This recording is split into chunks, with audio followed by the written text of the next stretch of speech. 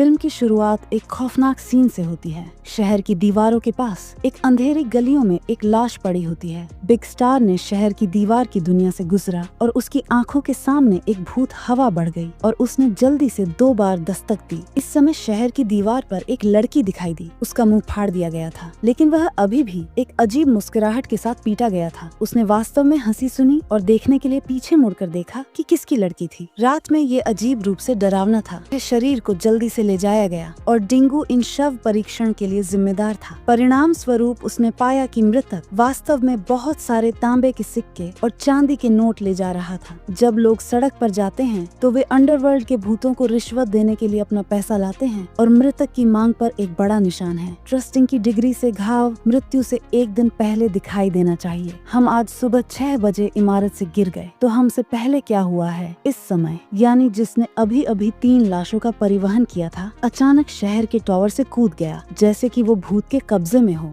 इसके तुरंत बाद एक और महिला जो शादी करने वाली थी, वास्तव में दक्षिण पूर्व में एक सफेद आत्मा से खुद को लटका दिया। अगले दिन एक और आदमी ने दक्षिण पश्चिम के नुकसान की सूचना दी। सफेद शहतूत और लाल मृत्यु के इस तरीके को एक बड़ी बुराई के रूप में वर्णित किया जा सकता है। सभी ने कहा कि यह था जिसने शव परीक्षण के दौरान शहर के द्वार पर महिला लाश की आत्मा को भड़काया। इसलिए उन्होंने जल्दी से मृतक को बचाने के लिए एक जादूगर को आमंत्रित किया। लेकिन उस रात को कौन जानता था, पोते के कई परिवारों को बेरहमी से मार दिया गया था। लेकिन ग्रामीणों द्वारा एक बड़े लाल ताबूत में पैक किया गया और एक गुफा में ले जाया गया। डिंग अस्थिर था और बहुत अधिक प्रयास किया। ताबूत के ढक्कन को आखिरकार खोल दिया गया, लेकिन दूरी में एक दुल्हन बैठी थी। वह राक्षस था जिसने कल रात खुद को फांसी दी थी। इतने अजीब दृश्य में कि अमृत व्यक्ति शादी करने के लिए वापस आ रहा है। डिंगबोविन डर गया था कि वो ताबूत से बाहर चढ़ गया। कौन जानता था कि इस समय तानब ने अचानक बात की, जियांगो तुम्हारे जूते में से एक गिर गया। डिंगबोविन ठंडे पसीने से डर गया था, लेकिन जब उसने पीछे मुड़कर देखा तो यह उस स्पष्ट रूप से ताबूत में पड़ा था। डिंगबोविन, जिन्हें पता नहीं था कि क्यों, उन्हें जल्दी से उसी गांव की लड़की से पूछा क्या चल रहा है। जो मुंह ने चुपके से उसे बताया कि दानव की बुरी आत्माओं को दबाने के लिए डिंगुवेन, जो अक्सर शव परीक्षण करते थे, घायलों से शादी करने के लिए चुना गया था और उसे दानव से अपनी पत्नी और बच्चे के रूप में शादी करनी चाहिए। लेकिन डिंगू का टैटू एक डाकुल द्वारा बनाया गया था और वो पूरे साल लाशों से निपटता था। वह विश्वास नहीं करता था कि दुनिया में कोई मौजूद है। इसके विपरीत प्रेत ने गांव वालों के नियमानुसार दूल्हे की वेशभूषा धारण की।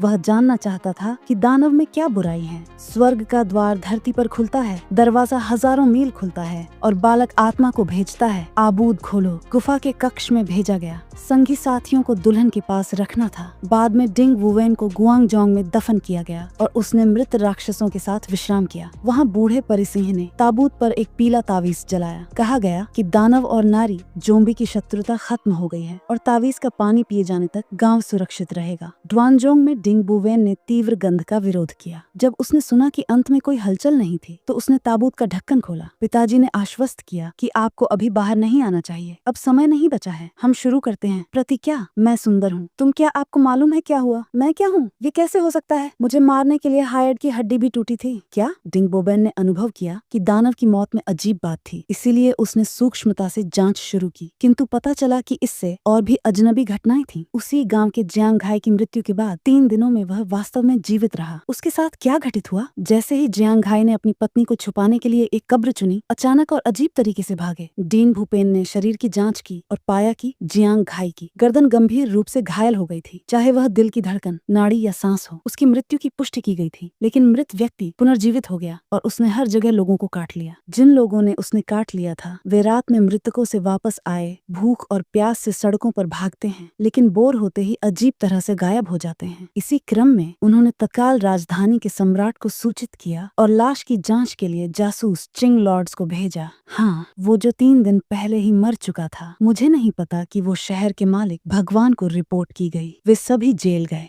जिन परिवारों को नष्ट किया गया वे जियांग निवास में छिप गए और जियांग घाई की बेटी जियांग शुआंगर को लेने की मांग की, जो कि जियांग घाई के साथ खूनी रिश्तों का इस्तेमाल करते थे। उसे प्रकट करने और जलाने के लिए सौभाग्यवश भगवान जियांग वक्त पर आए और परिस्थिति को थाम लिया। उन्हें जो भी अफवाहों का भरोसा नहीं था, इसीलिए उन्होंने डिंग वोवन पर हमला करने वाली महिला लाश की पहचान उजागर करने दी। घाव की सतह खुरदरी थी और खींचने के स्पष्ट निशान थे। यह एक व्यक्तिगत औषधि विक्रेता की व्याख्या करता है। इस समय अचानक बाहर से हलचल हुई और मृत्यु से लौटे जियांग घाई वास्तव में घर गए। इसके अलावा खून की प्रेरणा से अभिभूत होकर उन्होंने जियांग शुवांगर के कक्ष में जियांग को भेजा, जागृति की आशा में। लेकिन जियांग घाई ने कोई उत्तर नहीं दिया। जब उन्होंने अपनी जैविक बेटी की ओर प्राणघातक प्रहार करने को थे, तभी समय पर जी गए। उन्होंने जियांग घाई को धकेलने के बाद जंजीरों का उपयोग किया और उन्हें पेट से जगत दिया। अरे काफी रात हो गई है, सोने का वक्त आ गया है। मेरा जगह सुन में पड़ गया है। महिला पूर्णतया झोली में परिवर्तित हो गई और खूनी लालच में उनका पीछा किया। दोनों बेहद आतंकित होकर जमीन पर गिर पड़े, जबकि फिर डिंग बोवेन की बांग को महिला लाश ने गंभीरता से काट लिया, फेंक जो कि स्वामियों के पहुंचने पर जियांग हाई को खूनी प्यास से भरे युवक के रूप में पेश किया गया और उन्होंने तुरंत लोगों को उसे काटने की आज्ञा दी, जिससे उसकी लाश बनने की प्रक्रिया रुक गई। तब महिला शरीर को जिनक दिए, जिनके द्वारा भी मार गिराया गया था। ये सच में अराजकता विरोधी सैनिक है। ये सिर्फ कोई सामान्य जुम्बी नहीं है, ये प्रचंड शुष्कता है। किंवदंती है कि 9 दिवसों के पश्चात स्कंदा नामक एक देवी है। प्राकृतिक युग में सम्राट ने का मुकाबला किया और युवा ने सम्राट की सहायता से चियो को परास्त करने के पश्चात उनकी दिव्य ऊर्जा समाप्त हो गई और केवल धरती पर वास कर सकती थी। देवी और भूत की उनकी दोहरी प्रकृति के कारण वह जहाँ निवास करती है वहाँ हजारों मील तक वर्षा नहीं, जिससे सूखा पड़ता है। इसलिए वे सूखा राक्षसी मानी जाती है। यह माना जाता है कि सूखा राक्षस हर 80 वर्ष में नव जन्म लेता है और जहाँ वह पुनर्जन्म लेता है वहाँ भयानक सूखा होता है। और जल्द ही देवी ने एक कब्रिस्तान की खोज की। कब्र के पत्थर पर जियांग चैन के नाम की कब्र वो केली गई थी, जो कि मृत पत्नी हो सकती है, लेकिन देवी दृढ़ थी। अंदर जो दफन है वह एक सूखा दानव है। कि वेदंती है कि सूखा दानव भिक्षा चाहता है। यह सड़ा हुआ है या सड़ा नहीं है, लकड़ी पर कोई घास नहीं है। कब्र का सिर पानी और सूखा है, झूमी से भी बदतर है, लेकिन झूमी के समान भी। अपने रिश्तेदारों को शहर के प्रमुख को खतरे में डालते देरी न करे। जब तक संदूक को जल्दी खोला और शुद्ध यांग की अग्नि से धान की आ जाए। डोम जो कि कठिनाइयों का समाधान। जब शुवांगर ने सुना कि वह अपनी कब्र खोदने जा रहा है तो वह तुरंत घबरा गया, क्योंकि उसकी माँ ने अपनी मृत्यु से पहले कबूल किया था कि वह मृत्यु के बाद ताबूत नहीं खोल सकती। लेकिन देवी ने पहले ही गणना की है कि यह कब्र में भारी है और सभी आपदाओं का स्रोत है। काउंटीज अधिकारी एक अमीर बनाते हैं और ताबूत खोलते हैं कि जो भी न्यू यंग गायब हो गया।